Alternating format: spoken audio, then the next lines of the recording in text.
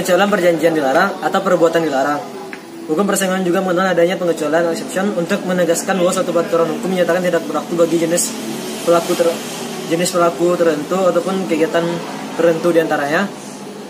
1. Perbuatan dan atau perjanjian untuk melaksanakan peraturan perundang-undangan yang berlaku. 2. Perjanjian yang berkaitan dengan hak kekayaan intelektual. 3. Perjanjian standar teknis. 4. Perjanjian dalam rangka keagenan. 5. Perjanjian kerjasama penelitian. 6. Perjanjian internasional. 7. Perjanjian ekspor. 8. Pelaku usaha yang tergolong usaha kecil. 9. Kegiatan usaha koperasi dengan tujuan khusus melayani anggotanya. Monopoli BUMN. Dasar pembenaran kebijakan monopoli BUMN adalah upaya untuk melindungi aset negara dan jaminan atas kesejahteraan masyarakat Indonesia. Secara keseluruhan, kebijakan monopoli BUMN dilaksanakan sebagai upaya efektivitas dan efisiensi kinerja BUMN. Bismillahirrahmanirrahim. Pengecualian perjanjian dilarang atau perbuatan dilarang. 1. Perlunya pengecualian dalam hukum persaingan karena ada kebutuhan yang mendasar terhadap pengaturan jenis kegiatan pihak maupun industri tertentu yang menyangkut kepentingan umum yang apabila dihitung secara ekonomi. Proses produksi yang dilakukan oleh satu perusahaan saja akan mampu mengurangi biaya produksi secara keseluruhan. 2. Selain itu, pelindungan terhadap pihak yang lemah dan dalam proses persaingan yang sangat keras yang dapat mengakibatkan sebagian pelaku usaha tersingkir dari proses persaingan. Monopoli BUMN. BUMN yang bisa melakukan monopoli hanyalah BUMN yang mendapat amanat dari undang-undang, antara lain PT Pertamina, PLN, dan PT Jam Sostek. Undang-undang tersebut harus jelas mencantumkan tujuan dan mekanisme pengendalian dan pengawasan negara atas monopoli. Meski demikian, BUMN yang memiliki hak monopoli tidak dibenarkan melakukan praktik monopoli. Misalnya, PLN boleh menentukan logistik kelistrikan. Tapi ketika PLN menentukan penggunaan lampu hemat energi, tidak dibolehkan. Itu cenderung kartel. Cabang produksi yang menguasai hajat hidup orang banyak dibagi ke dalam 3 kategori. Pertama, terkait alokasi, yaitu barang atau jasa yang berasal dari sumber daya alam. Kedua, terkait distribusi, yakni kebutuhan pokok masyarakat. Dan ketiga, terkait stabilisasi, seperti pertahanan, keamanan, moneter, fiskal, dan regulasi. Selanjutnya, dalam monopoli BUMN, negara melakukan produksi dan pemasaran terhadap barang atau jasa yang menguasai hajat hidup orang banyak dan merupakan cabang-cabang produksi bagi negara. Dalam sifat anti persaingan dikenal dengan exclusive dealing, yaitu pertama, pooling, licensing, dan cross licensing gunanya untuk efisiensi kegiatan usaha. Yang kedua, tying agreement, yaitu tidak mewajibkan konsumen untuk membeli suatu produk atau melakukan penjualan produk dengan menggabungkan suatu produk dengan produk lain menjadi satu kesatuan yang harus dibeli oleh konsumen.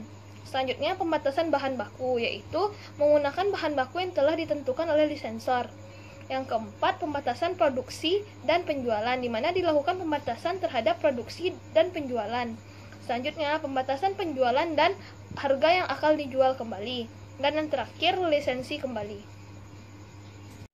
Baiklah, selanjutnya saya akan membahas mengenai peraturan perundang-undangan yang terkait terhadap pengecualian perjanjian dilarang atau perbuatan dilarang dan monopoli terhadap BUMN, yang mana terdiri dari pertama, Undang-Undang Nomor 5 Tahun 1999 tentang larangan praktek monopoli dan persaingan usaha tidak sehat pada pasal 50.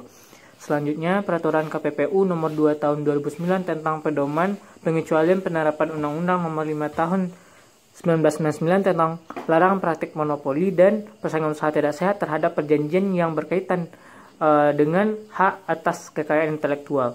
Yang ketiga, Peraturan KPPU Nomor 5 Tahun 2009 tentang pedoman pelaksanaan ketentuan pasal 50 huruf A Undang-Undang Nomor 5 Tahun 1999 tentang larangan praktik monopoli dan persaingan usaha tidak sehat.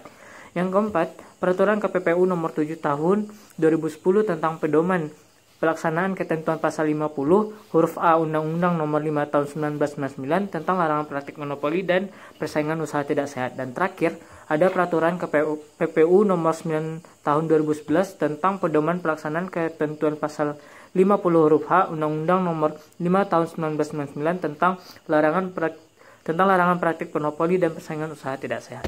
Baik, Sanova Raditya Putra akan menjelaskan mengenai perjanjian dan kegiatan yang dikecualikan dalam Undang-Undang Nomor 5 Tahun 1999 tentang larangan praktik monopoli dan persaingan usaha tidak sehat serta monopoli BUMN.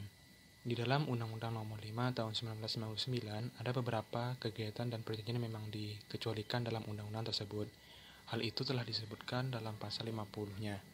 Dalam pasal 50 Undang-Undang Nomor 5 Tahun 1999 disebutkan bahwa yang dikecualikan dalam ketentuan undang-undang ini adalah yang pertama ada kegiatan dan atau perjanjian yang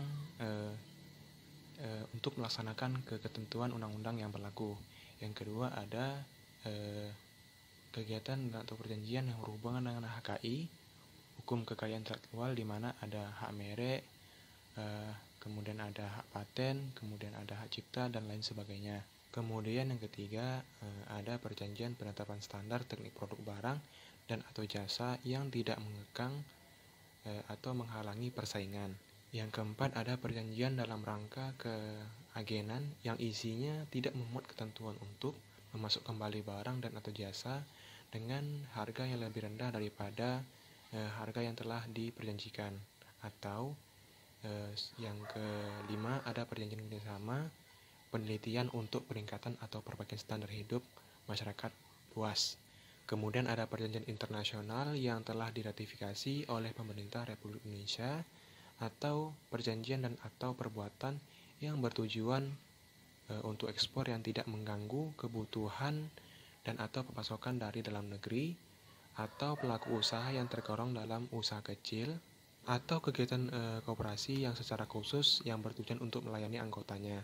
Nah, itu merupakan bentuk-bentuk kegiatan yang ataupun perjanjian yang memang dikecualikan dalam Undang-Undang Nomor 5 Tahun 1999. Kemudian ada beberapa peraturan PPU yang digunakan sebagai pedoman untuk melaksanakan ketentuan pasal 50 tersebut. Di antaranya ada peraturan KPPU Nomor 2 Tahun 2009 tentang pedoman pengecualian penerapan Undang-Undang Nomor 5 Tahun 1999 yang berkaitan dengan hak kekayaan intelektual. Yang kedua ada peraturan KPPU Nomor 5 Tahun 2009 tentang pedoman pelaksanaan pengecualian penerapan Undang-Undang Nomor 5 Tahun 1999 yang berhubungan dengan pasal 50 huruf A Undang-Undang Nomor 5 Tahun 1999. Yang ketiga ada peraturan KPPU Nomor 7 Tahun 2010 tentang pedoman pelaksanaan ketentuan pasal 50 huruf D Undang-Undang Nomor 5 Tahun 1999. Dan yang keempat ada peraturan KPPU Nomor 9 Tahun 2011 tentang pedoman pelaksanaan ketentuan pasal 50 huruf H Undang-Undang Nomor 5 Tahun 1999. Kemudian selanjutnya ada monopoli BUMN.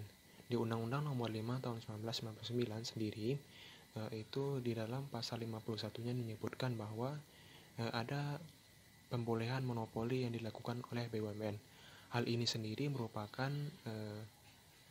ketentuan yang didasari oleh Undang-Undang Dasar 1945 di mana pasal 33 ayat 2 dan 3 menyebutkan bahwa BUMN dapat memonopoli kegiatan usaha tertentu. Nah, di pasal 33 ayat 2 disebutkan bahwa cabang-cabang produksi yang penting bagi negara dan yang menguasai hajat hidup orang banyak dikuasai oleh negara. Yang ketiga, ayat 3-nya bumi dan air dan kekayaan alam yang terkandung di dalamnya dikuasai oleh negara dan dipergunakan untuk sebesar-besar kemakmuran rakyat. Jadi di sini ada dua kriteria untuk usaha BUMN yang memang diberi hak monopoli. Yang pertama itu yang cabang-cabang yang produksi bagi penting cabang-cabang produksi yang memang penting bagi negara dan hajat hidup banyak masyarakat Indonesia. Sebelum terjadinya reformasi dan perubahan Undang-Undang Dasar 1945, ada beberapa undang-undang yang memberikan hak monopoli kepada perusahaan BUMN. Contohnya ada PT Pertamina, ada PT PLN, kemudian ada juga PT KAI, ada juga PT Krakatau Steel dan lain sebagainya. Namun seiring berjalannya waktu, hak-hak monopoli mereka itu dicabut oleh undang-undang yang mengaturnya. Selanjutnya ada PLN. PLN sendiri sebelumnya telah diberikan hak monopoli namun dicabut berdasarkan PP nomor 14 tahun 2012 tentang kegiatan usaha penyediaan tenaga listrik. Hak monopoli PLN dicabut berdasarkan ketentuan pasal 99 ayat 3. Nah, kemudian terhadap itu diajukan permohonan ke MK, kemudian diajukan permohonan pengujian terhadap pasal tersebut, dan akhirnya MK memutuskan untuk mengembalikan hak monopoli dari PLN. Selanjutnya PT Angkasa Pura. Nah, berdasarkan pasal 26 ayat 1 Undang-Undang Nomor 15 Tahun 1992 tentang penerbangan memberikan hak monopoli pengelolaan bandara kepada PT Angkasa Pura. Nah, berdasarkan Undang-Undang Nomor 1 Tahun 2009 tentang penerbangan Jonto PP Nomor 40 Tahun 2012 tentang pembangunan dan pelestarian lingkungan hidup, pengelolaan dari bandara sendiri itu diliberalisasi dan tidak lagi dipegang oleh Angkasa Pura. Selanjutnya PT Krakatau Steel, yang mana PP nomor 79 tahun 2005 tentang pencabutan keputusan Presiden nomor 36 tahun 1979 tentang pengadaan besi baja mengakhiri monopoli Krakatau Steel.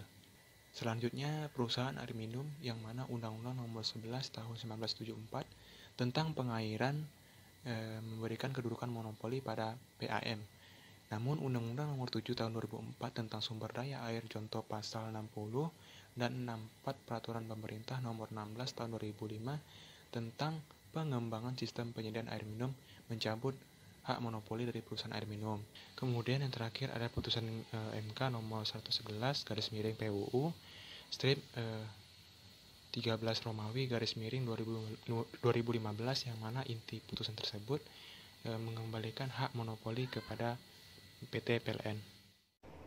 Selanjutnya saya akan menjelaskan tentang teori bersangkutan. Yang pertama, itulah laporan filosofis yuridis mengenai pengecualian dalam Undang-Undang Nomor 5 Tahun 1999 ini adalah berdasarkan pasal 33 Ayat 1 Undang-Undang RI tahun 1945, di mana demokrasi ekonomi Indonesia berdasarkan azas kekeluargaan. Potensi, inisiatif, dan daya kreasi setiap warga negara diperkembangkan sepenuhnya dalam batas-batas yang tidak merugikan kepentingan umum. Selanjutnya, sifat BUMN yang memberikan jasa dan menyelenggarakan kemanfaatan umum serta memupuk pendapatan, maka disinilah terlihat perbedaan secara mendasar dengan usaha swasta yang mendasarkan pemupukan keuntungan sebagai hal yang utama. Selanjutnya, sebab mengapa BUMN lebih berperan sebagai wahana pembangunan daripada sebagai perusahaan, yakni dengan konsep dikuasai negara. Untuk pasal 33 Undang-Undang 45 yang dijabarkan oleh Muhammad Hatta. Menurut Muhammad Hatta, kata dikuasai negara tidak berarti bahwa negara sendiri menjadi penguasa, tetapi cukup bila kekuasaan negara terdapat pada pembuatan pengaturan guna melancarkan jalannya ekonomi. Selanjutnya, konstruksi hukum dan konsep kebijakan pelimpahan hak monopoli kepada BUMN di Indonesia. Strategi peningkatan kesejahteraan bangsa dilakukan pemerintah, salah satunya dengan menjalankan kebijakan demonopolisasi BUMN. BUMN yang semula diberikan hak monopoli melalui undang-undang karena melakukan kegiatan usaha berkarakter publik, selanjutnya dilepaskan hak monopolinya juga melalui penerbitan undang-undang yang terbaru. Undang-Undang Nomor 5 Tahun 1999 mempunyai dua unsur larangan, yaitu praktek monopoli dan persaingan usaha tidak sehat. Sedangkan secara substansi, Undang-Undang Nomor 5 Tahun 1999 mengatur mengenai tiga larangan pokok. Yang pertama, perjanjian yang dilarang. Yang kedua, kegiatan yang dilarang. Yang ketiga, larangan yang berkaitan dengan posisi dominan. Undang-Undang Nomor 5 Tahun 1999 juga memberikan pengecualian yang terdapat dalam pasal 50 dan 51. Pengecualian terhadap BUMN atau badan usaha milik negara terdapat dalam pasal 51 Undang-Undang Nomor 5 Tahun 1999.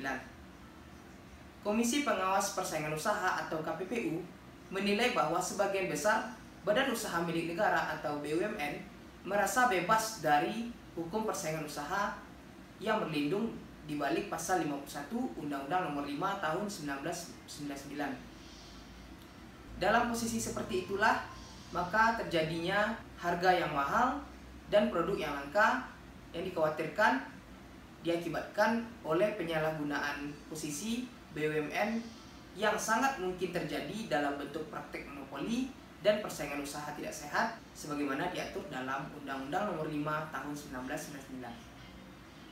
Selanjutnya saya Saras Parmesti akan menjelaskan mengenai rumusan masalah dan pembahasan. Rumusan masalahnya yang pertama, apakah pasal 51 Undang-Undang Nomor 5 Tahun 1999 secara mutlak mengecualikan badan usaha milik negara atau BUMN dari berlakunya Undang-Undang Nomor 5 Tahun 1999.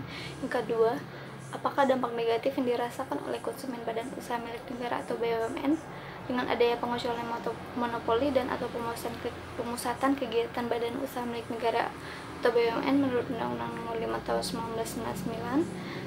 Pembahasan rumusan masalah yang pertama yaitu monopoli dapat dibedakan menjadi dua variasi, antara lain monopoli alamiah dan monopoli by law atau monopoli by regulation. Dalam monopoli alamiah belum tentu melanggar Undang-Undang Nomor 5 Tahun 1999 karena harus dinilai dari perilaku perusahaan tersebut untuk mencapai posisi monopoli dan posisi dominan tersebut apakah diraih dengan cara-cara yang melanggar hukum atau secara alamiah mencapai posisi itu dengan menerapkan efisiensi dalam pengelolaan perusahaannya.